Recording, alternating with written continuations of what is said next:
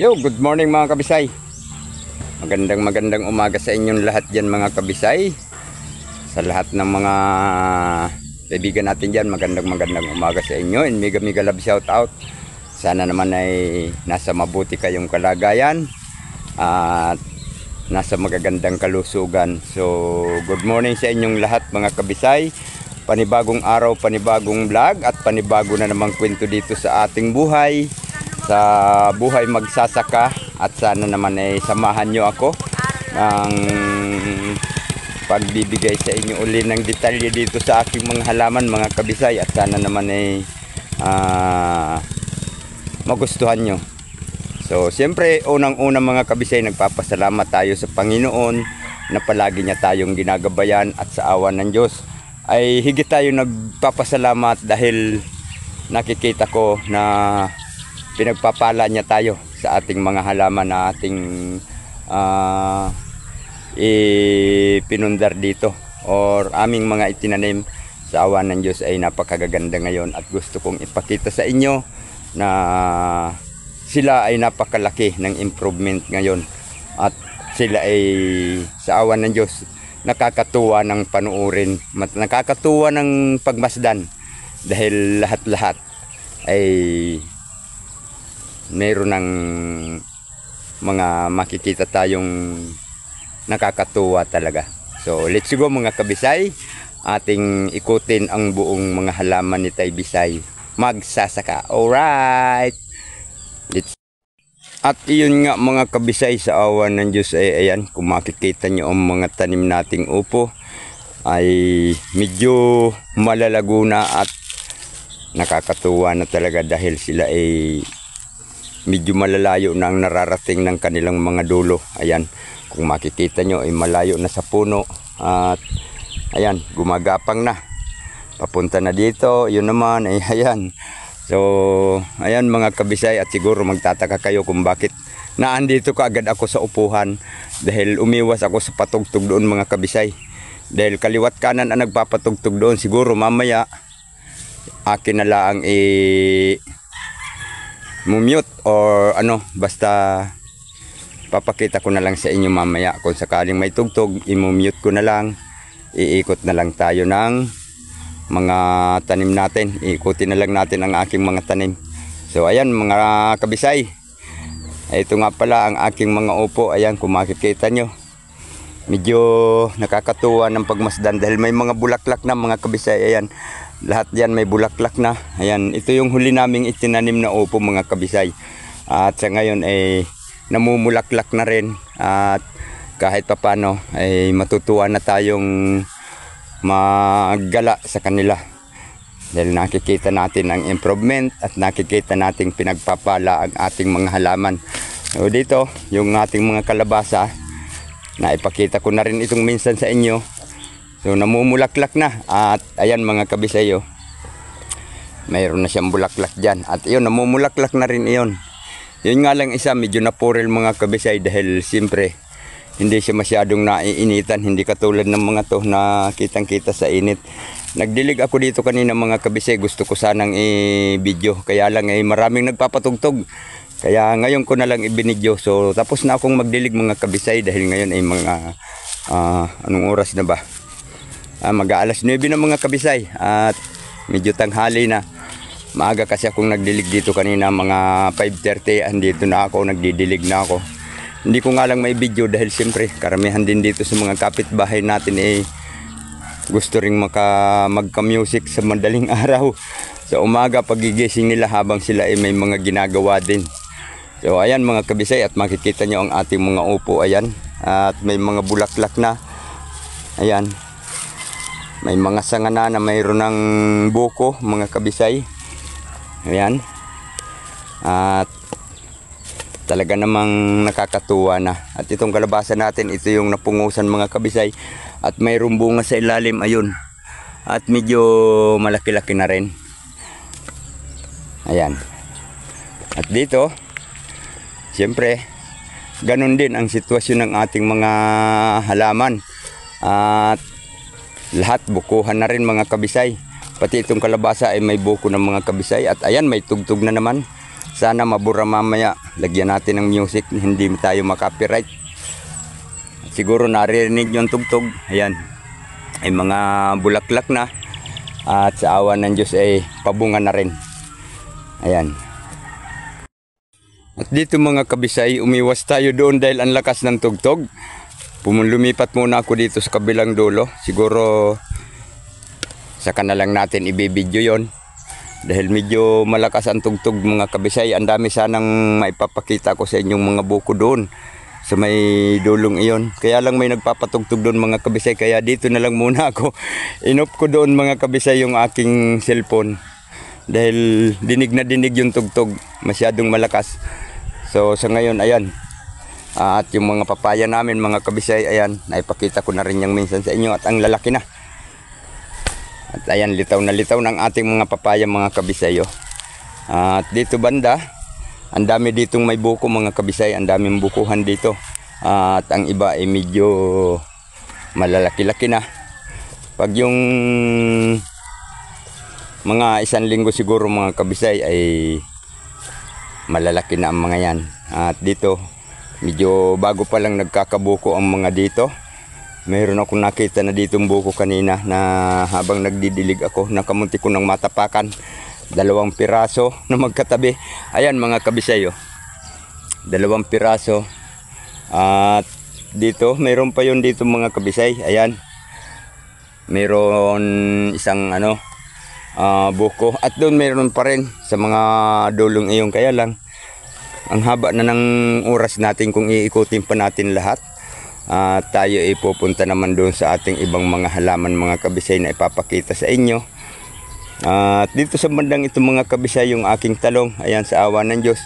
Malalaki na. At yung isang pinakamaliit ay ayan.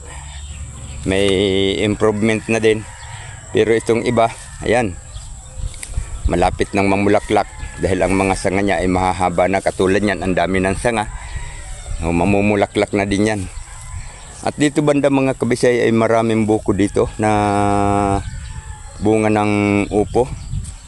At bawat sanga ay mayroon. Tulad nito mayroon yan. At dito sa kabila mayroon din. Ayan, 2. 2 yan dyan sa mga kabisay. At dito banda mayroon din. Sa may bandang dulong ito. Ayan. Hindi lang masyadong makita dahil maliit na maliit pa siya. At siguro mga after 1 week makikita natin ay malalaki na ang mga yan. At dito lahat-lahat ay meron. Ayan, katulad yan. Buko na yan mga kabisay. Ayan ang dami ng may buko. Katulad dito. Ayan mga kabisay 2. So thanks God na marami na naman tayong nakikitang pagbabago or mga improvement ng ating mga halaman. At dito mga kabisay, ayan, meron din. Basta bawat sanga niyan mga kabisay, yan ang ugali ng upo. Bawat sanga katulad nito, 4 na sangang iyan, 100% na ang 4 na bunga dyan. Hindi man matuloy ang iba pero magkakabunga yan. Tulad niyan. May isang sanga dito, isa rin dito, isa rin dito. Ayan, bali 4 na sanga yan mga kabisay. Pag bunga niyan, mga ilang araw lang yan. Pag magkadahon siya ng mga ilang piraso, may lalabas ng bunga niyan. At tulad dito, tulad nito, puro ito may mga buko mga kabisay. Itong sangang ito, ito mayroon, hindi pa nga lang halata. Ito mayroon na, ayun nasa ilalim. Kung makikita nyo, ayun sa ilalim. At ayun mayroon na din. Ganyan ang ugali ng upo mga kabisay. Tuwing sasanga ay may bunga siya. So thanks God. At punta naman tayo dito sa ating sitawan mga kabisay. Ngayon naandito tayo sa loob ng sitawan mga kabisay. At ayan ang aming mga bagong tanim na sitaw. At sa awa ng Diyos meron na tayong bayunik mga kabisay. Kung makikita nyo, ayan meron na tayo nito. So last video ko wala pa ito. So ngayon mayroon na dahil siguro mga ilang araw na lang ay gagapang na ang mga sitaw natin na mayroon na siyang mga dulo ng panggapang. At iyan ay isang ulan lang na malakas mga kabisay, iyan ay magkakaroon na ng panggapang. Pero hindi man siya ulanin, siyempre araw-araw din nating didiligin. Kanina dinilig ko itong mga kabisay. Hindi ko nga lang talaga mabidyohan na nagdidilig ako mga kabisay kasi ayan nga, may nagpapatugtog pa dito. Siguro imomute ko na lang itong mga kabisay kung sakaling hindi mabura ng isasapaw nating music. So ayan mga kabisay, at marami na ditong mga sitaw na malapit ng gumapang. At sana naman ay tuloy-tuloy na rin ito. Katulad nito mga kabisay, yung talbos na yan, panggapang na yan. Gagapang na yan sa susunod na mga araw. Siguro sa susunod na maipakita ko ito sa inyo ay gumagapang na. So mega love shout out sa inyong lahat dyan mga kabisay. Samahan nyo ako, pagpasensyahan nyo na kung medyo matagal itong aking isang video ito, dahil gusto ko lang na ipakita sa inyong lahat ang improvement ng aming mga halaman. At dito mga kabisay, sa kabila ng bakod na to, mayroon na kaming madadaanan mga kabisay. Ipapakita ko sa inyo ang aming mga halaman dito na lagi nyo na rin naman itong nakikita. Pero iba ngayon, dahil marami ang mga improvement na gusto kong ipakita sa inyo, tulad ng mga sitaw na yan mga kabisay. Nung minsang dumaan ako dito, walang ganyang mga nakabitin. So ngayon, ayan, ganyan na karami ang bunga ng aming mga sitaw ngayon. So thanks God. At sana naman ay tumuloy lahat ang mga bungang ito. Pero tuloy na itong mga kabisay kasi malapit ng pitasin. Tulad nito, pwede na itong pitasin. At dito naman sa ilalim nito, sa loob-looban nito, naandito yung ating mga ampalaya mga kabisay na ayan, kung makikita nyo, ang daming mga nakabitin. Ayan o. Lahat yan mga kabisay ay hanggang doon sa kaloob-looban ay maraming mga nakabitin na bunga mga kabisay. O, ang hirap nga lang pumasok ng mga kabisay dahil ayan o, ang daming tatama sa ulo mo. Sa ulo ko pala. Ayan. At ang dami tayong mga dapat ilagan. Marami nga lang tayong medyo hindi maganda ang bunga mga kabisay dahil sa lago ng dahon nila hindi namin maibaba agad. At nabibikuyo doon sa loob ng mga dahon, tulad na rin isang ari. Baluktot na, so reject na yan.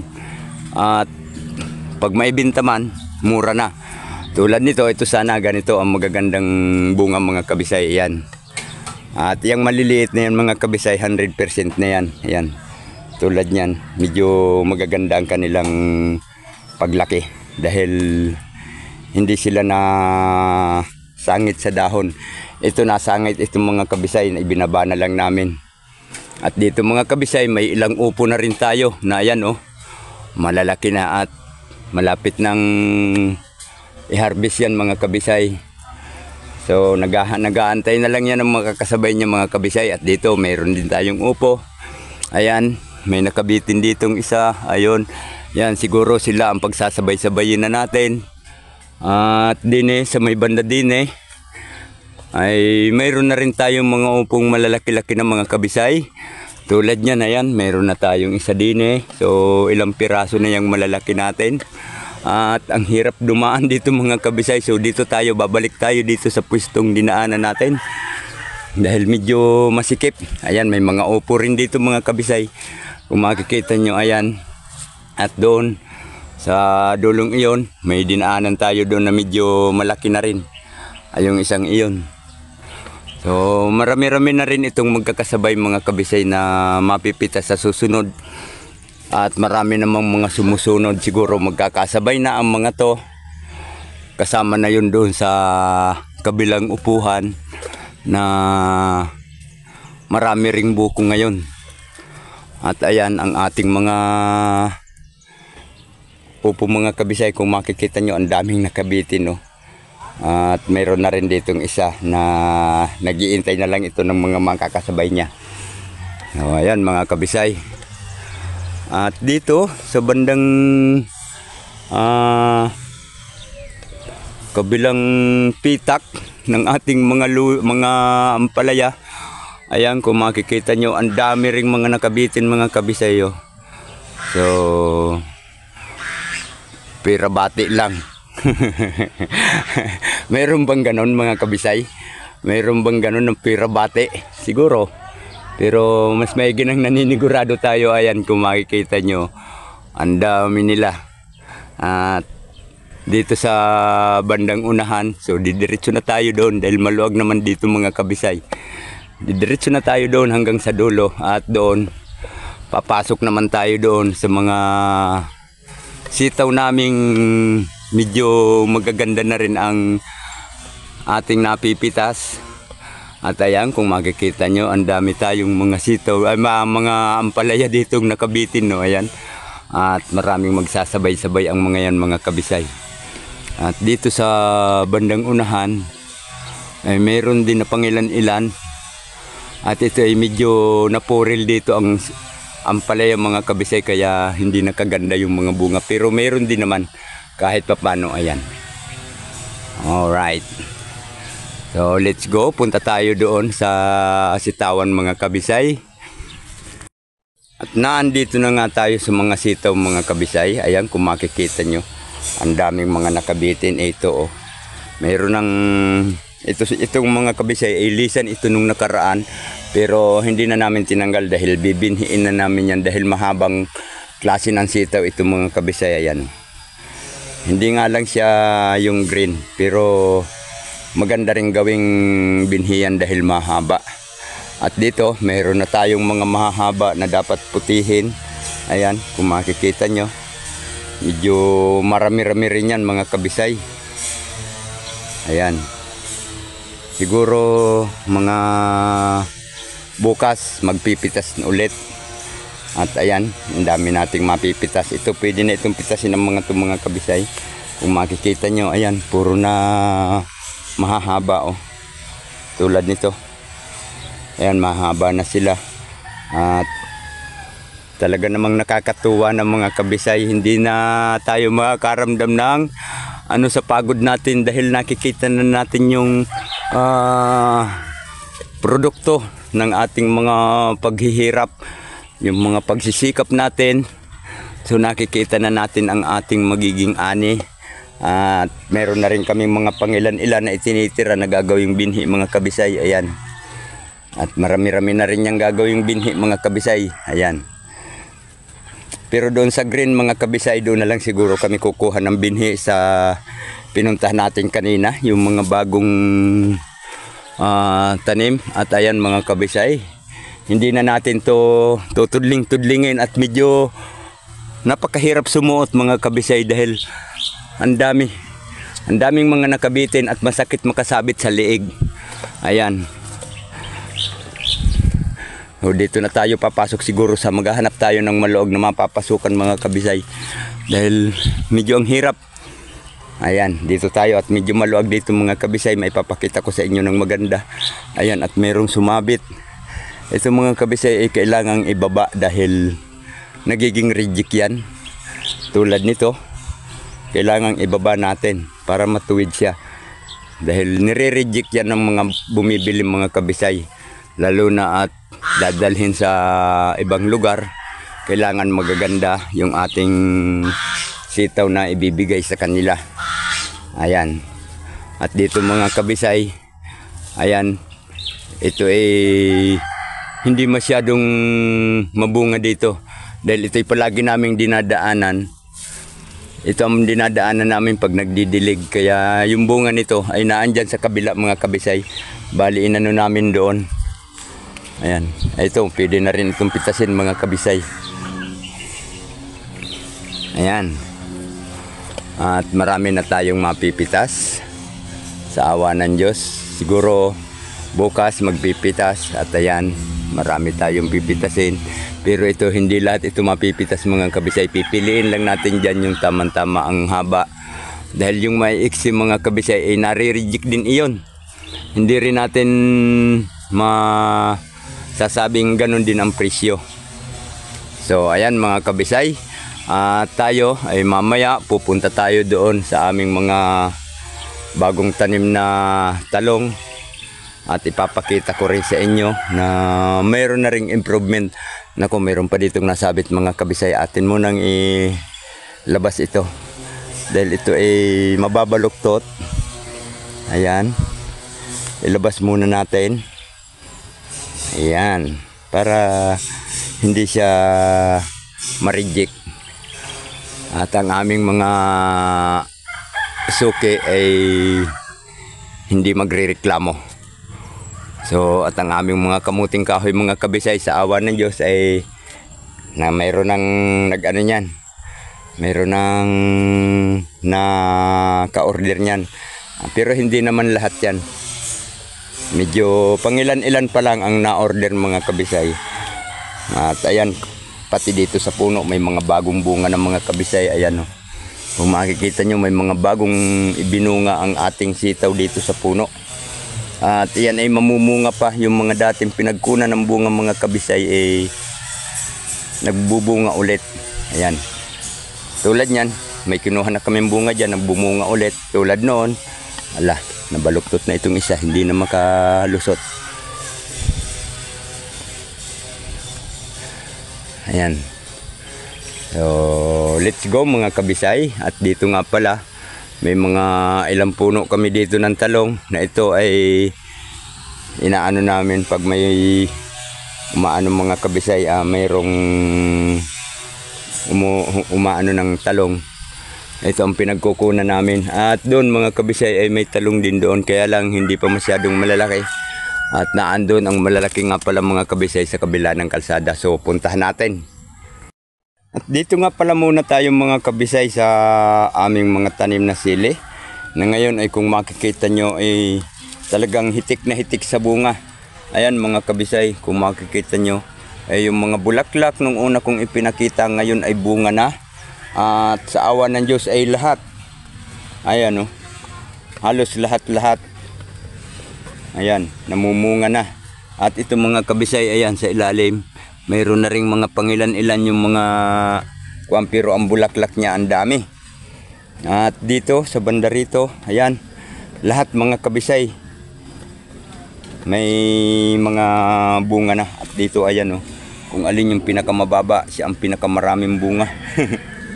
Ayan, kahit mga mabababa pa kay mga kabisay, palibhasa nga nakaano na yan. Nasa tamang edad na yan, na puril nga lang. Kaya kahit ganyan sila kalalaki, ay may mga bunga na. At ayan kung makikita nyo, litaw na litaw ang kanilang mga bunga. So, ibig sabihin yan, mag-aantay na lang tayo na umabot yan sa tamang panahon para pitasin. At dito, ang daming sumusunod, ayan. At ayun ay mga nakalabas na lahat. At din mga kabisay ay mayroong mga puno dito na medyo ang gaganda ng kanilang tubo. Ayan. Napakarami na rin bunga. Ayan. May mga bunga na rin yan mga kabisay kung makikita nyo sa ilalim. Ayan. Ang daming bunga niya. Ayan Diba? At dito, ayan. May mga bunga na rin. Yung mga dating mga bulaklak lang ay ngayon ay bunga na rin. At ito na lang mga kabisay ang parang nagpalaki na lang siya ng nagpalaki. Walang bunga. At siguro mamumulaklak din yan. Ini habol lang yan siguro ng tanim mga kabisay. Yan yata yung mga huli naming tanim na maganda yung kanilang tubo at dire-diretso. Hindi pa sila namumulaklak pero ang lalaki na. Siguro mga kabisay kung hindi ito napuril ay mga ganyan din sila kalalaki. Napuril nga lang kaya sobrang bababa pa nila. Pero ang dami na ng mga bunga nila. Ayan, kung makikita nyo. Hitik na hitik sa bunga kahit maliliit. Ayan. Diba? So, let's go mga kabisay. Punta tayo doon sa mga tanim ni Paulo na talong. Ayan, at dito mga kabisay ay hindi ko nga lang ito na ipapakita sa inyo. Pero ngayon ay, ayan, napapagpitasan na ito. Matagal na itong napapagpitasan ni Paulo, yung mga tanim niya ditong talong. At Yan eh, ginamasan niya nung isang araw dahil medyo nasalikupan na dito ng damo kaya hindi ko masyadong maipakita sa inyo. So ngayon, ayan, medyo prinuning niya para yung mga sanga, yun naman ang dumami. Yun naman ang lumago dahil ganyan ang ugali ng talong mga kabisay. Pag yung sanga niya, nakuhanan ng bunga, mamamatay na, magpapanibago naman siya ng sanga. At dito mga kabisay, yung mga tanim naming kalamansi, ayan, medyo magaganda yung tubo ng kalamansi dito. Kahit medyo nasalikupan sila ng damo, ay parang gustong gusto naman ng kalamansi dahil nakipag-unahan ng taas sa mga damo ang kalamansi. O, ayan, at green na green. At yung iba nga pala doon mga kabisay, hindi ko na ipakita sa inyo yung kalamansi doon na maraming bunga at maliliit pa. Siguro next time na lang. At naandito na tayo sa malayo. Alright, punta tayo doon sa mga bagong tanim naming talong mga kabisay. So samahan nyo pa rin ako. Salamat ng marami sa inyong lahat dyan at mega love shout out. At yun mga kabisay, andito tayo ngayon sa mga bagong tanim namin na talong. At sa awan ng Diyos, ayan, mga buhay na sila. Hindi nga lang masyadong halata pa dahil siyempre isang linggo pa lang itong naitatanim mga kabisay. Kung maaalala nyo, nung nakaraan sa vlog ko, ito'y bago ko pala ang nanilinis. So ngayon sa awan ng Diyos ang mga talong ay ayan, at medyo malalaki na. Hindi pa nga lang pero 100% na ng buhay. Hindi na sila maaapektuhan ng init tulad dito.